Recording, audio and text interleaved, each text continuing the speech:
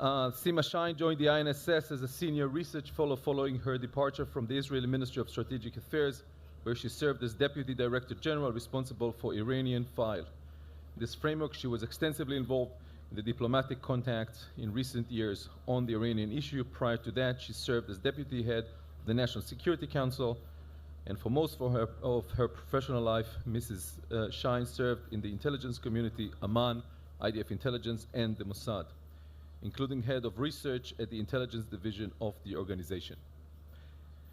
Ambassador Jean-David Levitte, former French senior diplomat advisor and Sherpa to President Sarkozy, former ambassador to France to the United Nations, and former permanent representative of France to the United Nations in New York, today a member of the Institut de France. General Yaakov Amidror was National Security Advisor to Prime Minister Netanyahu and Chairman of the National Security Council. He served for 36 years in senior IDF posts, including Commander of the Military College, Military Secretary to the Ministry of Defense, and the Director of Intelligence Analysis Division in Military Intelligence, and many others. He is a distinguished fellow at Ginza Center, and I know someone who Prime Minister Netanyahu take advices from. Professor Ariel Eli Levitte. Levitte was the Principal Deputy Director General for Policy at the Israeli Atomic Energy Commission. He also served as the Deputy National Security Advisor for Defense Policy and was head of the Bureau of International Security and Arms Control in the Israeli Ministry of Defense. He is a non-resident senior fellow in the Nuclear Policy Program at Carnegie Endowment. Mr. Mark Dubowitz is the Chief Executive of the Foundation of Defense of Democracy, a Washington, D.C.-based nonpartisan policy institute where he leads the program on Iran, sanctions, and non-proliferation. This panel was titled, "Can the Genie be back in the bottle?" And when speaking with one of my colleagues, someone with progressive views, he asked, "Who is the Genie?" I said, "The Genie, I think that the organizer meant, is the Supreme Leader of Iran, President Ayatollah Khamenei." And he said, "Well, I was thinking that the Genie refers to someone else, another leader." Whatever is that, if you believe the tweets from President Trump, the world was only 10 minutes away from a war in the Gulf. Was it the real intention of President Trump, or was he really trying to negotiate a better deal, a better JCPOA? And the questions that we thought should be addressed today are few, and all of them very hard, very difficult. The U.S. maximum pressure strategy has indeed produced a significant leverage vis-a-vis Iran, but in the meantime, it presents opposite results. Iran is advancing ahead and did not hesitate to signal the world that it does not fear escalation. The chief of the Israeli Mossad, Yossi Cohen, will be here shortly, and maybe he can shed more light on the recent attacks in the Gulf. But fingers are pointed, of course, at one direction, which is Iran. Instead of stopping its nuclear program, Iran has entered the path of leading to its expansion, and instead of curbing its conduct in the Middle East, it seems that Iran is only becoming more and more aggressive. Questions to address: does maximum stress management work? The tension in the Gulf is toward containment or escalation. How to prevent Iran from expanding its nuclear program? Who will stop Iran? Aggressive conduct in the region? What is the exact nature of the Iranian threat to Israel? Is Israel and the United States in collision course with Iran? Will President Trump allow, or maybe even encourage, Israel to take the initiative and strike? And now, with your permission, I'm going to share the panel. And I would like to start with you, Mark Dubowitz, and ask you, as a defender of Mr. Trump policy, where is this going? What's the next stage? Do you think that it was wise to walk away from the JCPOA? So I think they asked about 1,000 people in Washington to come. and nobody would come and defend the Trump administration's Iran policies. So That's why we asked you to come over. They eventually got to me. Look, I think it's the policy as it was designed by the administration, in contrast to the president. The administration's strategy is very much a Reagan strategy, like Reagan used against the Soviet Union. It's how do we use all instruments of American power? How do we credibly threaten the use of those instruments in order to weaken this regime, in order to neutralize its aggressive activity, contain it, and eventually roll it back? And I think that strategy, as designed originally by H.R. McMaster and adopted by John Bolton and Mike Pompeo and others, I think is working. I think it's always good to weaken your enemy, not strengthen your enemy. I think this is a twilight struggle, a long struggle, the kind of struggle that Reagan was embarked on when he came into office in '81 and put out a strategy against the Soviet Union in '83. Now, it took 7 years for the Soviet Union to collapse.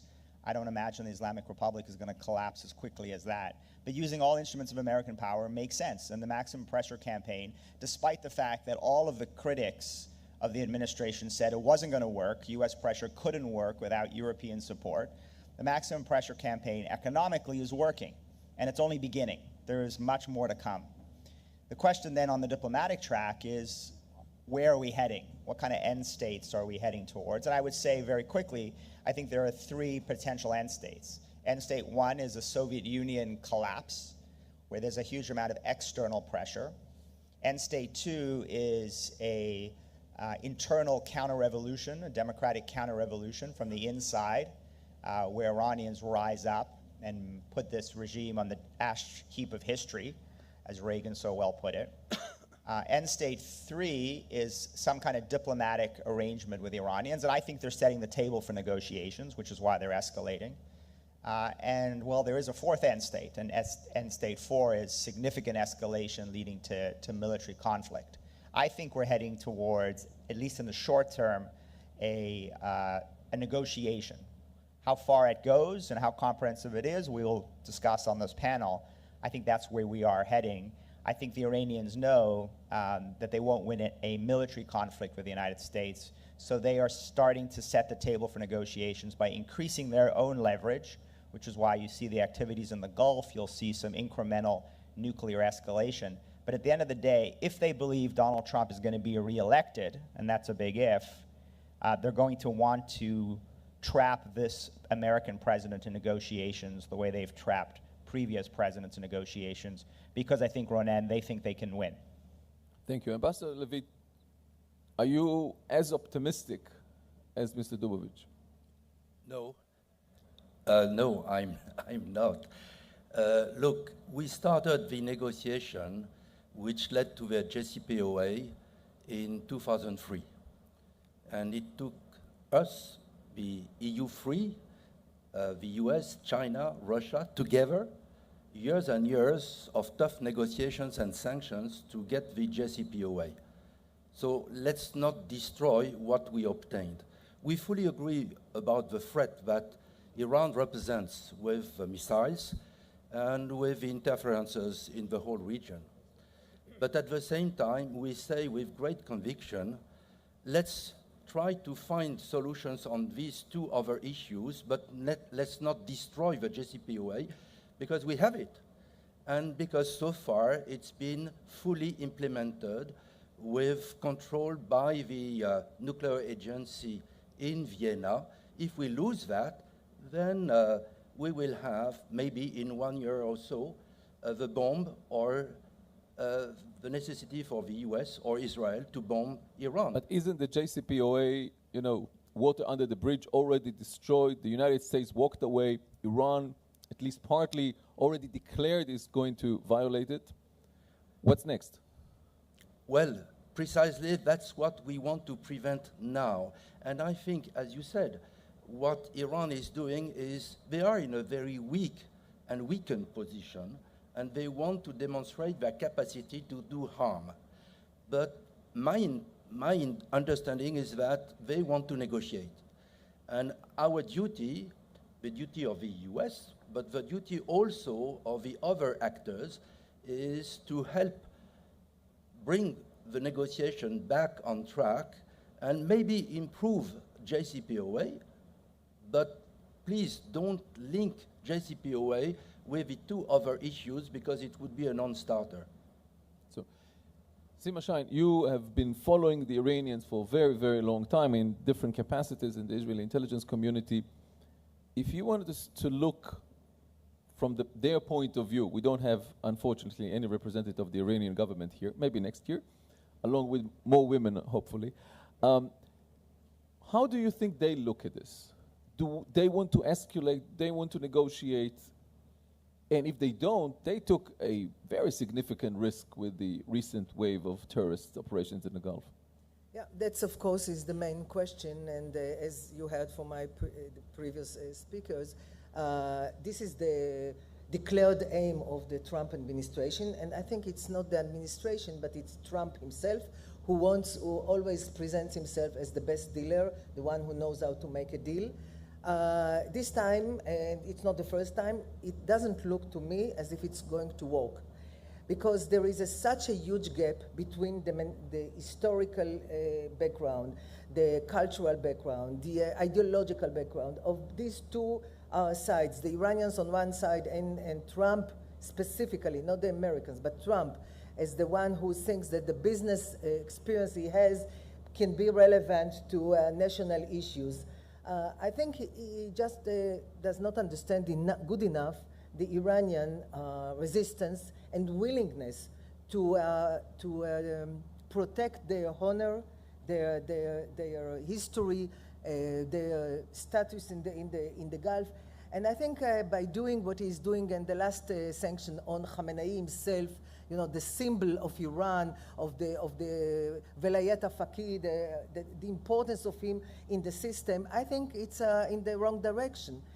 The problem is, and I do agree that at the end of the day, it might happen that both sides will get to an agreement, a new agreement. I don't think it will happen in the near future because the Iranians do not trust Trump. And they say, correctly so, that if he wanted to negotiate with us, I'm quoting, if he wanted to negotiate with us, why didn't he come to negotiate? Why did he leave the agreement?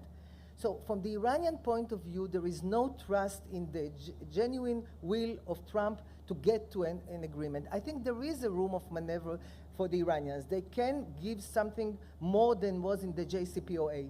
But the way it was conducted and the humiliation that is surrounding the whole issue is something that is very difficult to overcome. And the main problem will be at the end of the day, what happens, is there a plan B? I think there is no plan B. Because if plan B should tackle the issue of what... You say that the administration doesn't have a Exactly. plan B in case economic pressure fails. Doesn't work, exactly. Because at the end of the day, if Iran starts tomorrow on the 7th of July to enrich to 20%, if they start to accumulate more and more fissile material, from the American point of view, the question is, what do you do next? You put more sanctions? Could be, but I do think, I think this is the main problem with this current situation, that you don't have a good plan B. Of course, at the end of the day, if there is a coalition, and it could happen, there is a big question. I am not as familiar with Trump as Mark, but is Trump going to bomb Iran? I doubt. Take it from here, Dr. Levitte. Do you think that the end of that crisis could be in the similar pattern like happened between the US and North Korea? So Trump comes out, at least he thinks, as a winner. He has a deal, bad or good deal, and it would end up in a way that would take Israel's point of view not so much seriously. Well, I think it's risky for any of us to actually assume that we can replicate the way President Trump thinks. I wouldn't even dare to try and do it. So, but I would say the following. Let's take a look at the basics. The basics are the JCPOA is not what we thought it was. It's very different. The implementation, not just the negotiation, but the implementation has been very different. So people still cling in their minds to some kind of a deal that was sold in 2005. The JCPOA is far less perfect than that. Iran compliance with it, that everyone is citing the IEA, refers to one part, which is the limitations, which the Iranians are now encroaching. but doesn't refer to the things that Iran has been lying to the IEA about its past behavior and so on, which the IEA is now investigating. There are many other parts of the JCPOA that are not really working. But most importantly, there is no way of going back to the JCPOA. The time is running out. It would have run out in 4 years where the limitations begin to expire. So the JCPOA is passé. There is no way to go back to the JCPOA. That being said, the JPOA, and very few people paid attention to it, which was the diplomatic agreement that paved the way for the JPOA. The intermediate agreement. Is a list of principles which could and should be the basis of future negotiations, and that, at the best of circumstances, a president that does not have a strategy. By the way, the US does actions. I disagree with Mark. There is no strategy. There is no strategy for escalation, and there is no strategy for the negotiations. Other than that, there is a strategy. But if there is no strategy for either negotiations or escalation, where is the strategy? So if the people go back to the JPOA as the basis, and on that basis try and say that the interpretation of those principles could and should be done in a more credible way, with respect to the nuclear file, with respect to the missiles, and with respect to the regional behavior. We have to understand one thing, which I think, with all the sympathy to the Oslo process, was that it would generate a positive dynamics. It did not. There was an illusion that a JCPOA will pave the way for a positive dynamics with Iran. It has done exactly the opposite.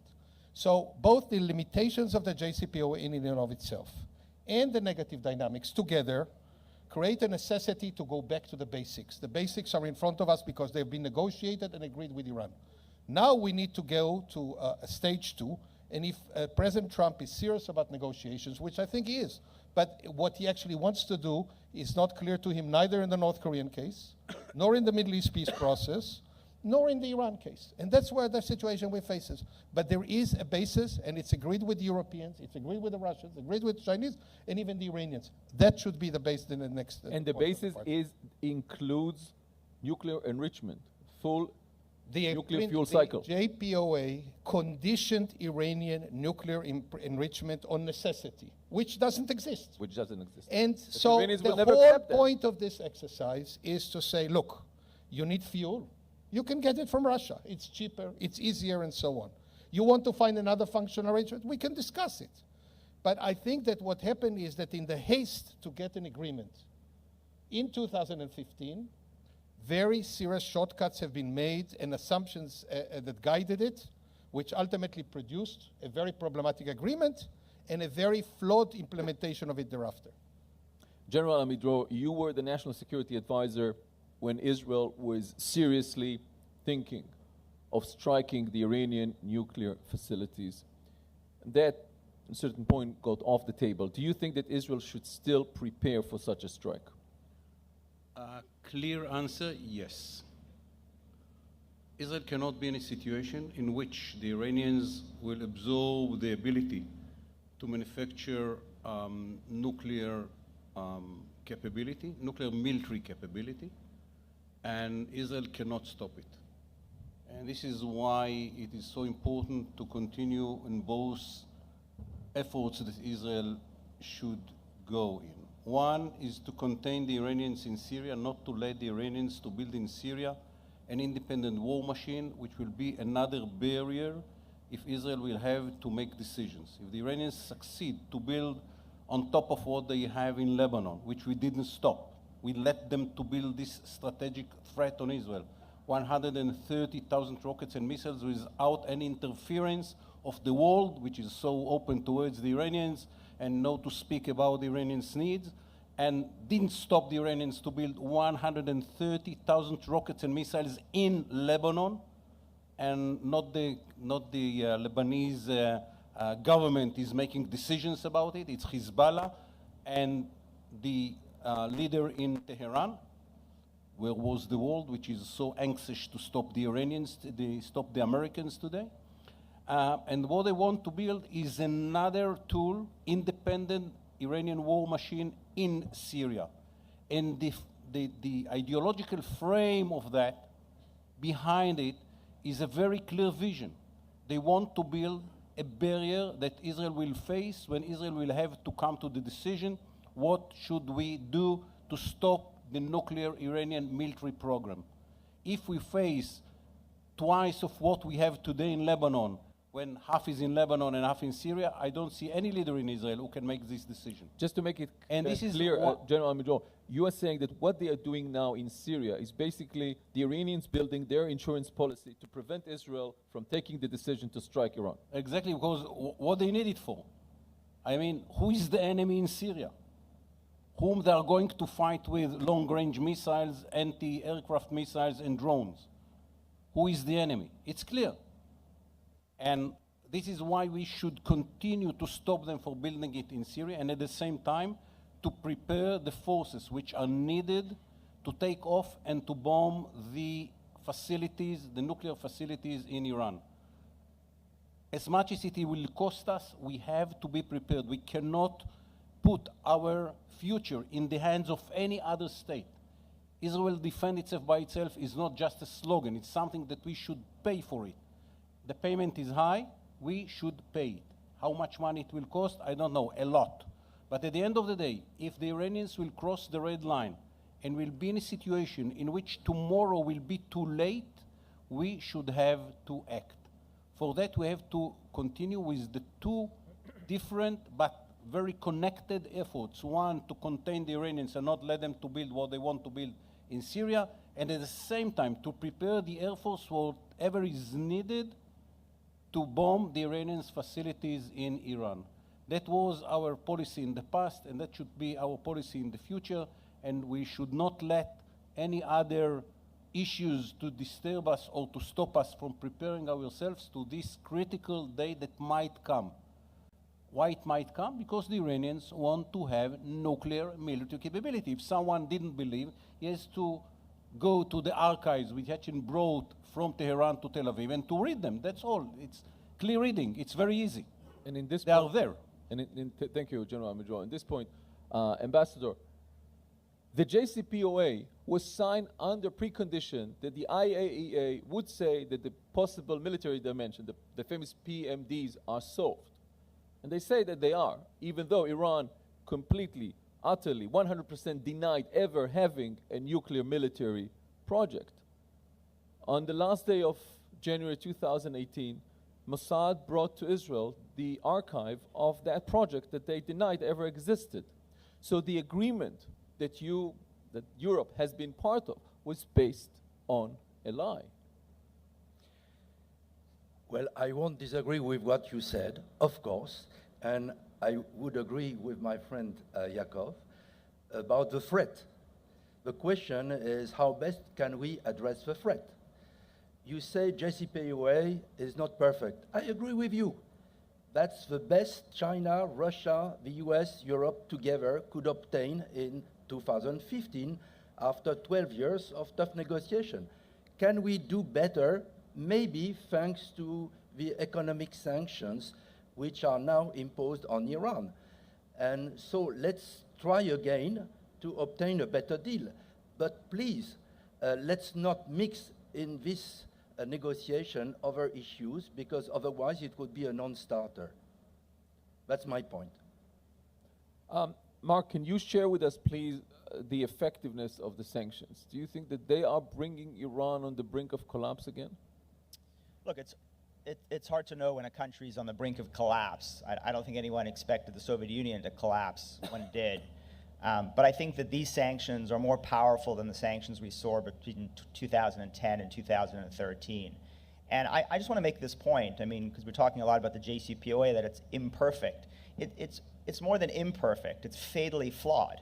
And it's fatally flawed because it gives Iran these patient pathways to nuclear weapons, to the missiles to deliver them, right, to a powerful economy that in 10, 12 years is immunized against our ability to use sanctions, and a strong regional position that General Amidror has been talking about. Iran gets the patient pathways by following the agreement. They don't have to break the agreement. So the real question that faces us is not between this current situation and some perfect situation. The current situation that we face is, do we want to confront a weakened Iran or a stronger Iran? Because confrontation with Iran, with the Islamic Republic of Iran, with this regime, is inevitable. Indeed, they've been confronting us for 40 years, and we've been doing very little in response. And I say we, being the United States. So do we want to confront a weakened Iran or a strong Iran? The JCPOA emboldens, strengthens, enriches this Islamic Republic and gives it, through the sunset clauses, patient pathways to nuclear weapons. I think the Trump administration said, no, listen, we'd rather confront a weakened Iran. And so the goal of the sanctions and the goal of using the other instruments of American power is to weaken this regime. And I think this regime today is in a much weaker state than it was in 2015 and 16 when the agreement was concluded. And so today, this regime is suffering an economic crisis, which is only going to intensify. I think they're deeply afraid of the potential for a spark. And I don't mean a green revolution like we saw in 2009, but a blue revolution, right, of working class Iranians, the political base of this regime, who've been on the streets now for over a year and a half. And as the economic crisis gets more severe, I think the regime worries that those demonstrations may spread, may deepen, and may intensify. And now we've got the Israelis who are destroying Iranian military infrastructure in Syria, obviously with an American green light. I think the Trump administration was wise to begin to slowly walk back the decision the president made, I thought wrongly, to withdraw US troops. And I think the president was right not to respond to the downing of the drone with an immediate strike, because then we play into Iran's escalation trap on their timeline and on their predicate. I think the president is right to focus on intensifying the economic pressure, but let's make no mistake about it. As the Iranians escalate, and they're going to escalate, the president is going to have to make a decision at some point to use American military power in some way. Right. Sima Shine, one of your former colleagues told me that in retrospect, Israel was quite successful in, delaying, if not stopping, the Iranian nuclear project. But when you look at the situation, the geopolitical situation in the region today, Iran has 3 borders with Israel, from Lebanon, from Syria, and from Gaza. And Israel doesn't have even one border with Iran. So on the regional perspective, Iran has won. So let me use the opportunity to answer in order to say a word about what you mentioned before, the archive and the basis of the JCPOA. First of all, I agree with all my colleagues here that it's not the best agreement. It's far from that. We have been saying it from the very beginning. The sunset is a problem, the R&D is a problem, and many other elements. But as to the issue of the basis of the negotiation, everybody, I have to admit, Israel was the first to come and say, this is a military nuclear program. It took time to make sure that the Europeans, especially, and the Americans agree with us, because, they don't count on the Israeli intelligence. They want their own independent intelligence. It took time, but everybody that came to the negotiation table was assured and had his own intelligence to say that this program was a military one. So I don't want to undermine the importance of the archive, which is very important because it is a document, not only evaluations and pieces of information. But this was the basis. So that's one point. The other one, you mentioned the region. The issue of the name of our panel is whether the Genie can be brought back to the bottle. And I am saying that the Genie was never in the bottle. Iran, from the first day in the revolution, the first slogan was the export of the revolution. That was the understanding, the basis of this revolution, that they will not stay within the borders of Iran. They will use every opportunity in order to broaden their influence. And the first opportunity, 2.5 years after the revolution in Iran, was Lebanon. The war in Lebanon and Hezbollah, and Iran was the one who forced all the Shia groups that were in Lebanon to give in and to combine forces and to create Hezbollah. So this is the basis of the revolution. Then they used all the other opportunities that unfortunately the Americans gave them. It's Iraq, it's Afghanistan, first of all, before Iraq, and it's also Daesh. I mean, those were the big enemies of Iran. And they are not there anymore. So they use all the opportunities, especially in places where they have, in Iraq, that they have Shia big minority, no minority, majority actually, but ethnic connections, and in other places, Syria, the war, and in Yemen. So you have to understand this regime, and I'm emphasizing it, I would say the ideological vision of this regime is to spread its ideological aspects and its influence, political influence, all over the region, and it was a huge success for them to be the first Shia ruling state after they were always, oppressed by the Sunnis. A humiliated minority. Exactly. And so this is the very basis of this regime, and I think this is the main problem. Of course, together with the nuclear capability, it's terrible. So I do agree that we have to do everything we can. I disagree in some respect with Amidror on the case of is it the Israeli problem that we should bomb. I think it is much beyond Israel.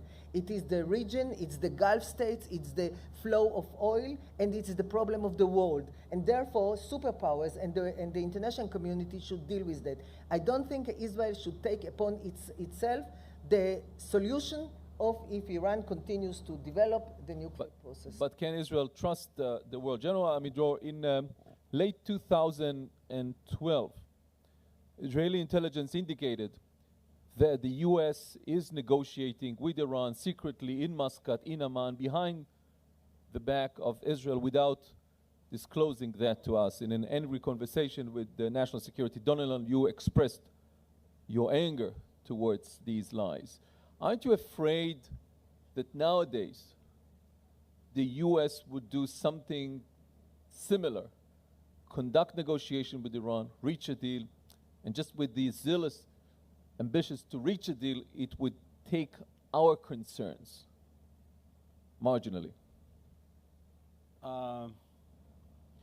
First, I want to be clear. It's not the.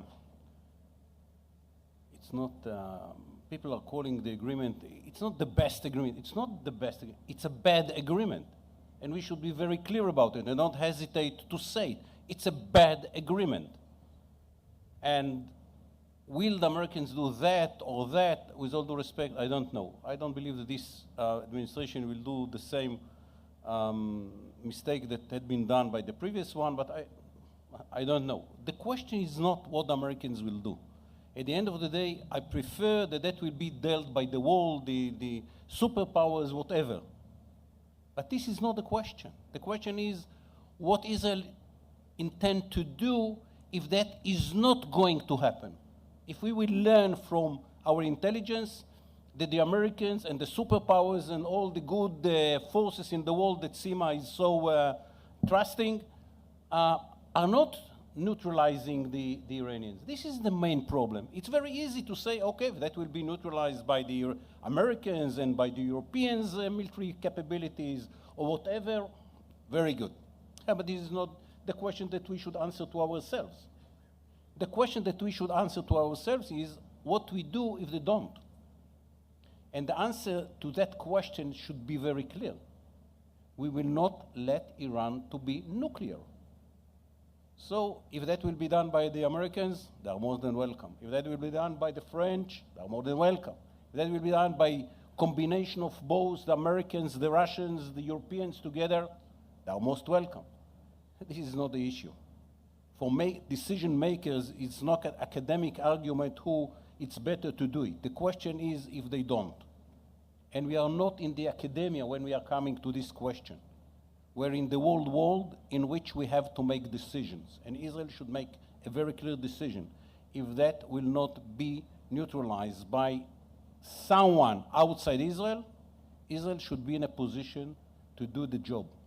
Will Israel do the job or not? It is decision makers in a process. But Israel should prepare itself to the situation in which all the good people in the world, which Sima is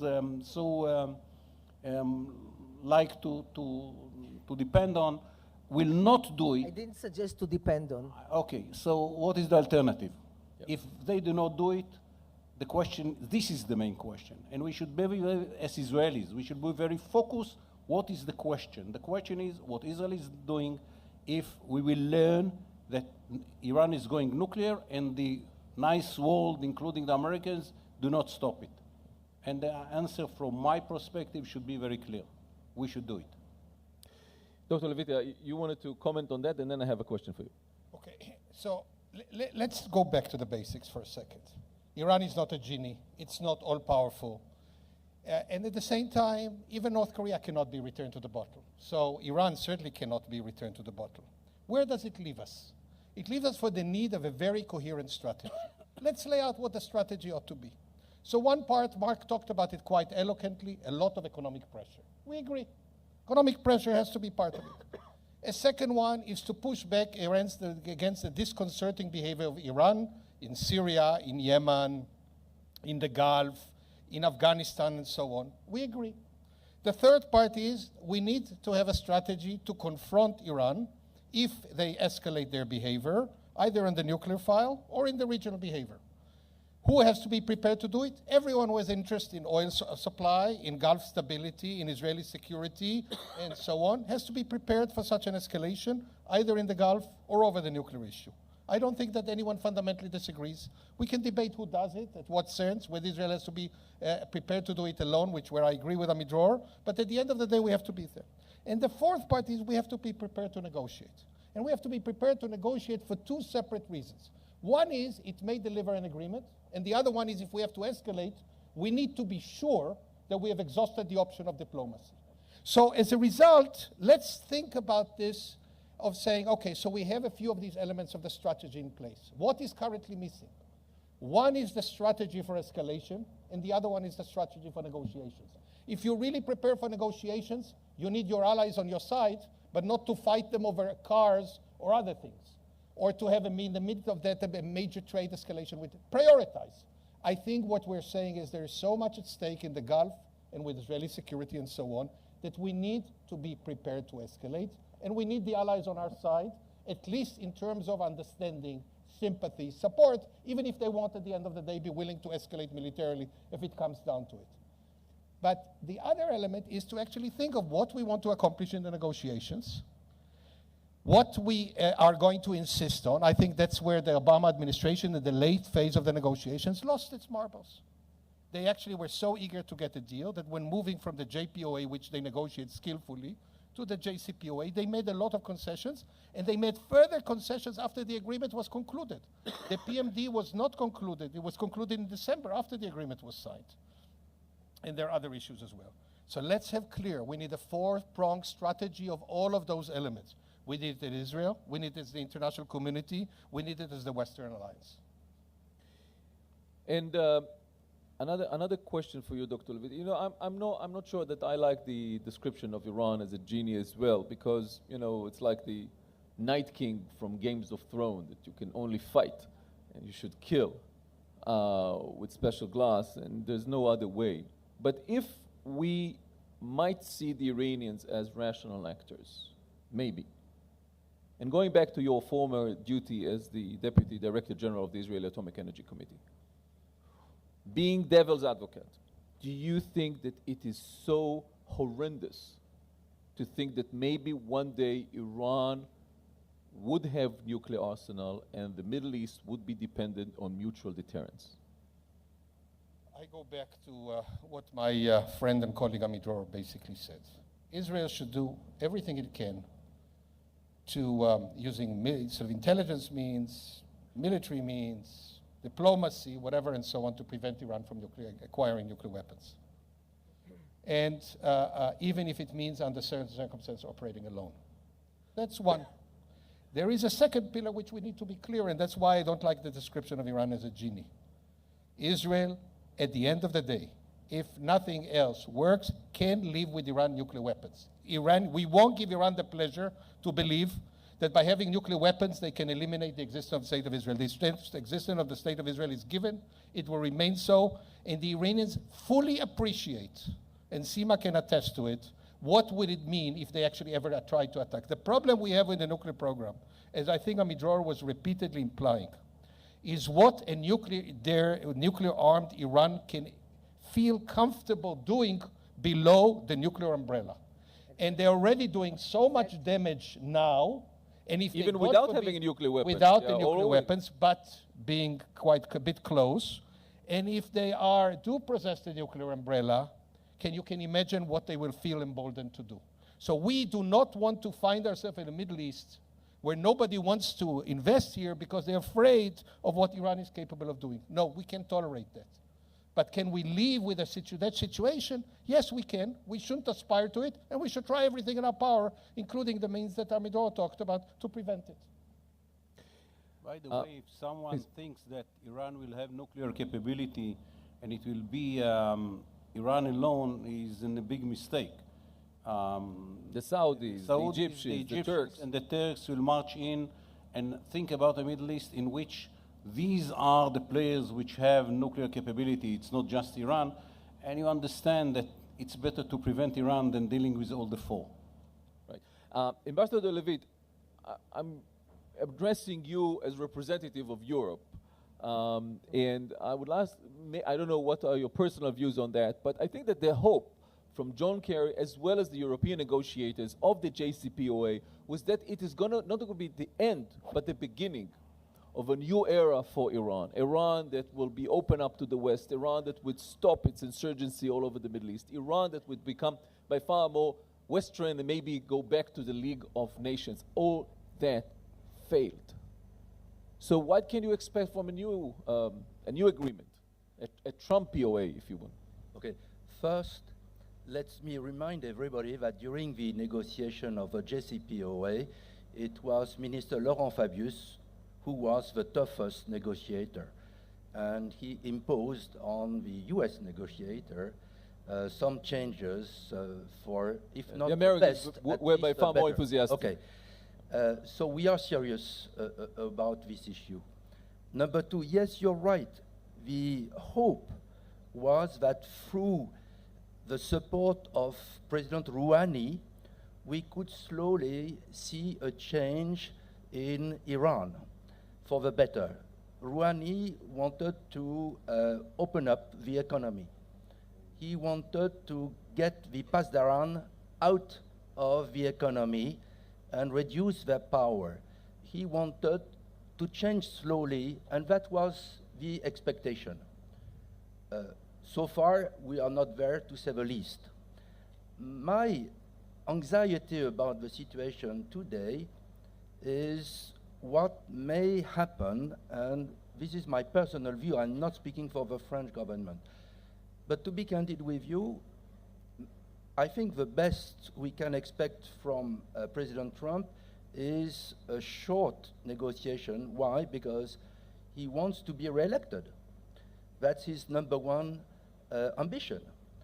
And of course, if you read his tweets, I do that day after day, you see that a lot of work. Yes, but have disappeared the words interference in the regional affairs, missiles. Now it's only on nuclear.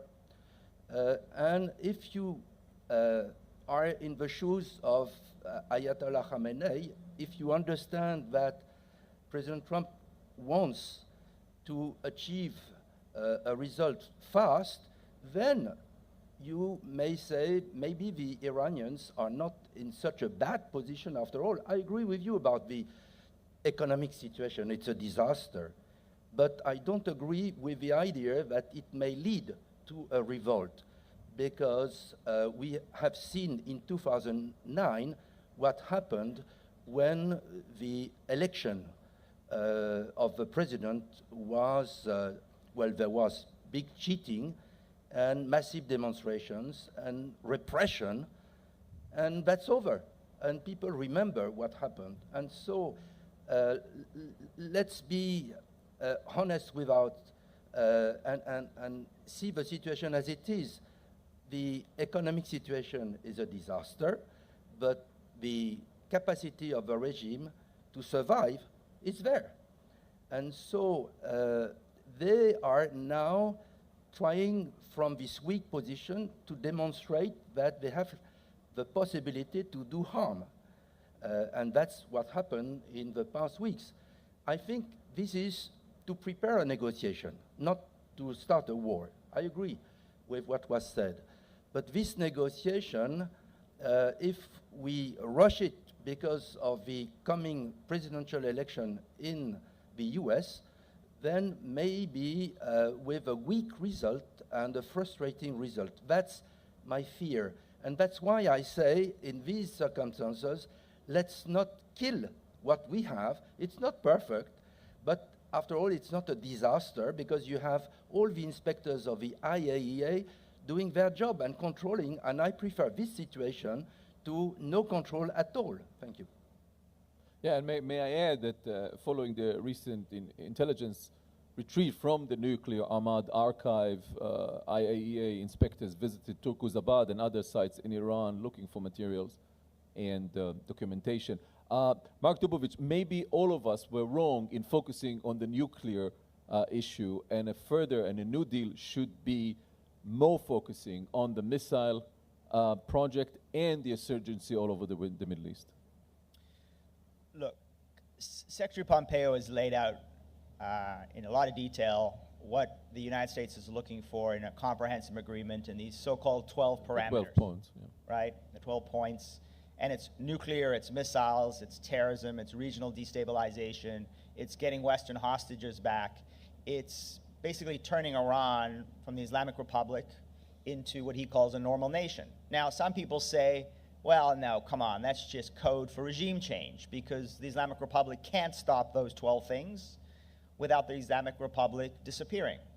Well, that may be true, but I think it's a reasonable demand to be asking, and it's certainly a reasonable demand to be going in with if that's your opening negotiating position, right? I would say, and Jean-David, I think you're right, the French negotiating position is much, much tougher, and the French non-proliferation experts at the Quai d'Orsay and the Élysée are much, much tougher than the team that negotiated from the United States in 2015. Right? And the mistake that was made in 2015 was we took a reasonable offer that had gone through an interagency process and everybody had weighed in and said, well, that's too tough and the Iranians will walk away. And we took a reasonable offer and we walked into the negotiations with a reasonable offer over here, and the Iranians negotiated John Kerry down to here. And the Trump administration believes that was a mistake. And they say, no, let's do what Ali Khamenei did, which come in with an offer over here, right? And we'll get negotiated, but we'll get negotiated down to here rather than here. Now, I don't know how much an administration is willing to give up. I don't know how much Trump is willing to give up. I don't know whether Trump's tweets that this is just about nuclear and not about other things is just because, that's Trump, and he forgets about other things, and he has a limit on the number of characters he has in a tweet. Who knows? Who knows why he's only talking nuclear? But I know from an administration perspective, John Bolton, Mike Pompeo, and others, this is a comprehensive agreement. And these are 12 demands. And I would be surprised if the United States gave up on all of these fundamental issues. Because the question that you have to ask yourself, Ronen, is, here's a list of the 12 demands. Let's go see our European friends. Which of these are you going to give up on? Are you going to give up, they can keep the hostages? Okay, keep the hostages. Keep firing missiles.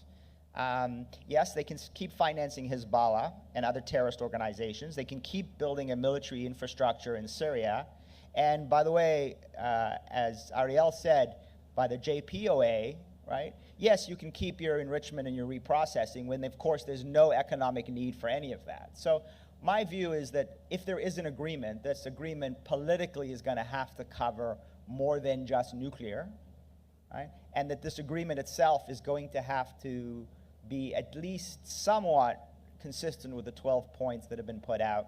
If for nothing else, number one, our allies in Israel and Saudi and UAE and Bahrain and others are going to be very, very upset if this is just another nuclear agreement with a few more years on the sunsets and a few more inspection rights in reconciling the nuclear archive data.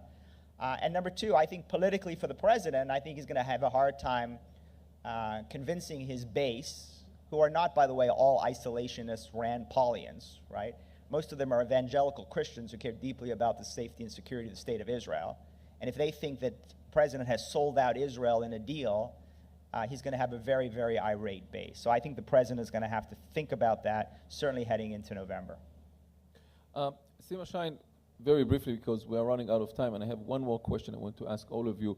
But first, Sima, if you are now the Director General of the National Security Council or the Strategic Affair Ministry, and you get a message from President Trump that says, I am not President Obama, and I do allow you to strike Iran, what would your recommendation to Prime Minister Netanyahu be? Well, I will answer differently, because I don't think I would say exactly what I really believe and what I was saying before. I just want to say that 3 points, very short. It will include your question. One is that Israel looks on the issue of Iran on 2 different levels. One is the strategic level, and that's the nuclear issue, and the other is the very immediate level, which I think is a very problematic issue for Israel. Syria, the build-up that they are doing in Syria, we have to look at the future war. I hope it will not happen, but once it happens, with Hezbollah as a war with, on the front of Syria and Lebanon as, at the same time. We have to look on the phenomena of bringing Shia militias to Syria. I don't see any reason why they will not bring Shia militias to Lebanon if there is a war. So from Israel, immediate threat, national security issue, the first one and the very immediate one is Syria and the build-up in Lebanon both together. And we don't hear anything except for you have a green light and etc. from the Americans. On the contrary, it took very harsh words and telephone calls and pressure to make sure that some Americans stay in Syria. So we are not on the same page on this issue, which is a very important immediate issue for Israel. So that's one point. The other one is when it comes to your question, when it comes to a situation of a nuclear. I do agree with all the others on the panel that we should not allow Iran to get to a point where they have a nuclear capability. Does it mean automatically that Israel should bomb Iran? I think it's too big for us. I think there are other elements. You hinted to them in the previous question that I didn't answer, and there are other, and of course the relations with the US. At the end of the day, if President Trump is saying that he will not allow Iran to get nuclear, military nuclear, what does it mean? Does it mean that he will allow Israel to bomb? Maybe. He doesn't seem to be very enthusiastic to do it himself. Last question, same questions to all of you, starting with Ambassador Levitte. Your guess, your assessment per the future of the coming few days or month. Are we expecting confrontation? Are we expecting a deal? And I promise you that I will not hold wrong answers from any of you against you until next year when we convey again, address it, and then I will ask you and present your assessment compared to the reality. Please. First, there are risks in the situation. An accident can happen.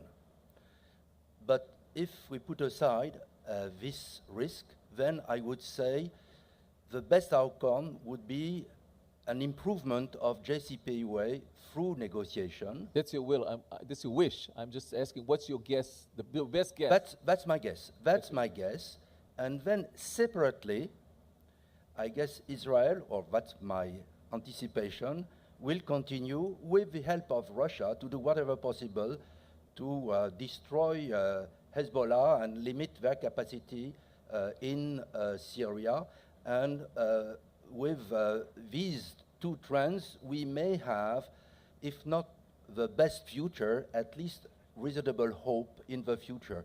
But frankly, this is an optimistic conclusion for this What session. would we be without a mystic person? Mark Dubowitz, please. So I think the Iranians want to wait out Trump. I think they're watching the Democratic debates very carefully, and they're hearing all the Democrats except for Booker say that they want to go back into the JCPOA.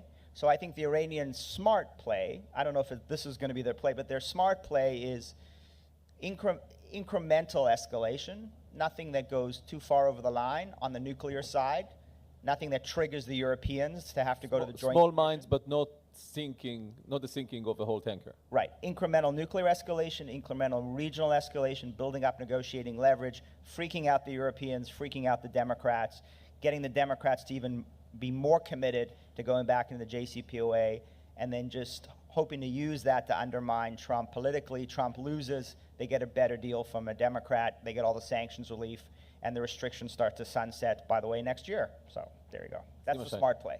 I think we are now facing we are now in the phase of negotiations on the negotiations. All the emissaries that were going to Tehran, and the last one was the Prime Minister of Japan, and now I hear there is someone else, I don't remember, who is also going. I think it might be the French one. I think what we are now facing is a major effort on the side of Trump himself to bring the Iranians to the table. Is it possible to happen in the coming year? It's possible, depends on the conditions and depends on his willingness to give something to the Iranians. General Amidror. If the question is about military reaction to the Iranians' regime actions, it very much depends on the Iranians. If they will not cross a red line which will force the president to act, that might continue, and what will be in the long range, I don't know. Dr. Levitte. I would predict that we are going to see a risky muddling through for the next 6 months. If there is a breakthrough with North Korea, the Iranians look at it and see how far the president walked down from what he thought he could accomplish with North Korea. And if they see that he walked down a fair amount, they will actually negotiate. Well, I think that with this optimistic note, generally, we can conclude. Ambassador Levitte, Mark Dubowitz, Sima Shine, General Amidror, Dr. Levitte, thank you very much for being with us. We'll check on you next year. Thank you all. Thank you all.